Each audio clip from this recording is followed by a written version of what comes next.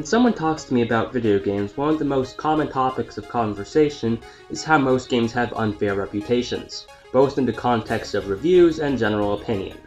Many times a game is praised without sufficient support solely due to nostalgia, mob mentality, blind attachment to a specific name, or all of the above. This alone excludes a vast majority of video games in general, resulting in a lot of amazing games that people just haven't heard of or just flat out ignore. I personally love to search for these games because they often end up being better than most of the popular games in my personal opinion. Then there are the games that people just flat out crap on. Unfortunately, due to the high abundance of angry reviewers, whether or not that statement is figurative is debatable. These games are often looked down upon in a very similar fashion to how the overly praised games are. Well, praised. Often, this is done without sufficient support, and solely due to mob mentality, the blind loathing of a specific name, the game being too difficult for the player who needed to find a scapegoat to soothe his or her massive fucking ego, or knowing absolutely nothing about programming, level design, and the process of making a video game altogether.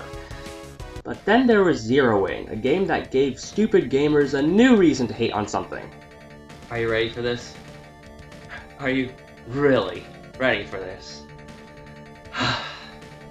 Because the introduction cutscene is cheesy.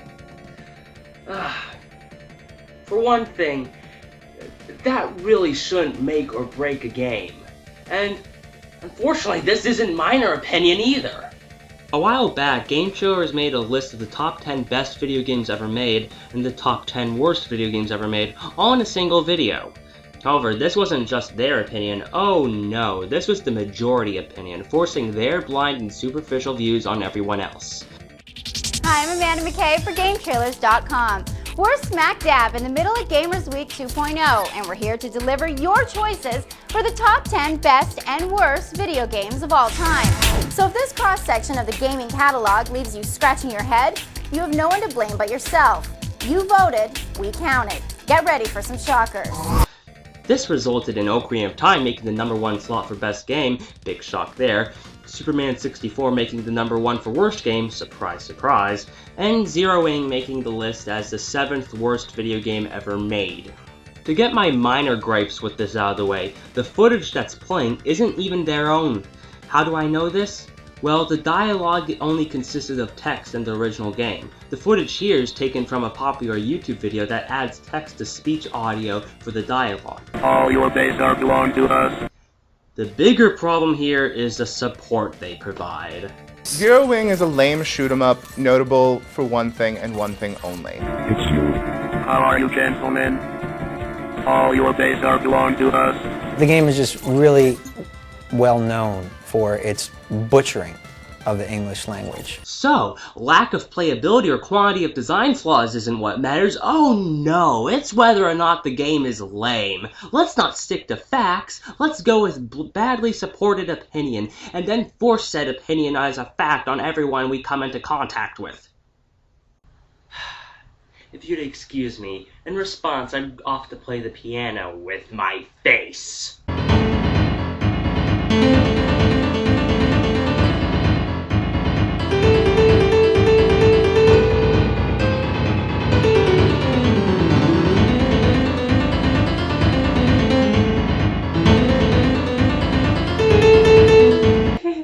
Watch out for the burning eyes!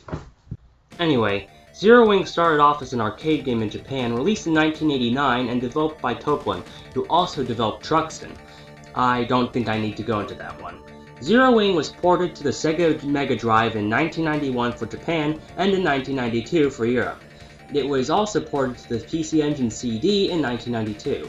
The infamous introduction cutscene was exclusively in the Mega Drive version, and the translation was done by those at Sega of Europe. This means that the infamous intro, as we know it, is only in the European Mega Drive release. So the bad translation was a very isolated issue, making it an even stupider thing to complain about when taking all of the different versions into consideration. The game alone was successful enough in Japan, but never reached the US. Therefore, calling it Zeroing for the Genesis is inaccurate. Not only that, but there's region blocking, so even if I did have a copy, it wouldn't run on my North American Model 2 Genesis. Though I guess that's not too much of a loss seeing how the controller 1 input is broken. So with that, how the hell am I going to play this? Well, I'm going to emulate it on my Wii. Did I mention before that the Wii is awesome for emulation? No? Well, it is. So we start up the game and your ship flies out the hangar, and I have to say that the animation is really impressive. Then your ship exits the cruiser right before it explodes. After all, somebody set up us the bomb. But within seconds of playing the game, I went from neutral to how the fuck is this game so bad? So I played further and further, and the whole time I was greatly enjoying myself. In fact, I had more fun playing this game than most other spaceship shooters, including R-Type, even the Amiga version by factor 5.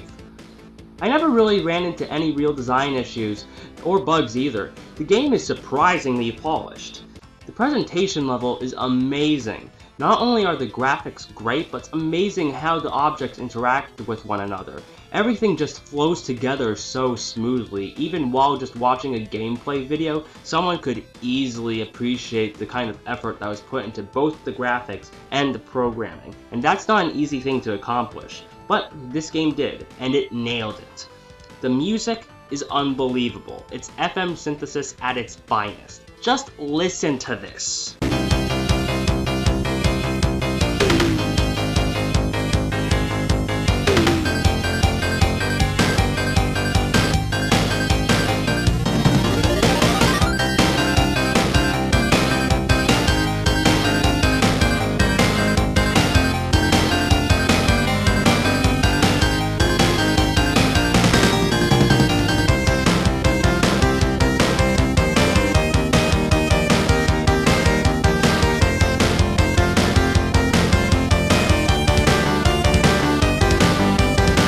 Is that awesome or what?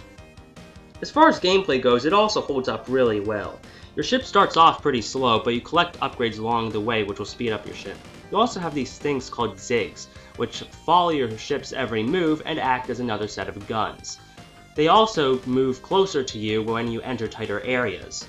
With weapons, you have 3 types of guns: the regular, laser, and homing missile. Each one can be upgraded a certain number of times. You also have a tractor beam, which allows you to grab enemies and either throw them at each other or use them as a shield. You can really grab hold of a lot with it, but some of the bigger enemies will weigh you down, which is pretty neat. It also has a good sense of variety, though some stages do feel rather similar to each other, but thankfully not identical, so it's not really that big of an issue. Now, while the game can be rather challenging sometimes, it's very forgiving. You have unlimited continues, and you start back at the last checkpoint even after a game over. So when you do lose, the only thing you lose is points and upgrades, which is enough to leave you with a sense of failure and more reason to stay alive. But at the same time, it gives beginners a good chance to get used to the game. Oddly enough, this really helps the game. You genuinely feel motivated to observe the enemy patterns and succeed where you failed, and you have no excuse for quitting. That's another thing. The game isn't cheap. When you screw up, it's clear that it's entirely your fault, and that only makes you want to try harder, and the game rewards that. This game really left me with nothing but positive feelings towards it. Is it my favorite spaceship shooter? No, that goes to Kotakas for the Commodore 64, but Zero Wing is still fantastic. It doesn't do much new, but you shouldn't care about that. What it does, it excels at. Everything is executed about as well as it possibly could be, and that alone may be better than what you would think. This game isn't just underrated, it's really underrated. So give it a second chance. Go ahead and play it. It's worth another try.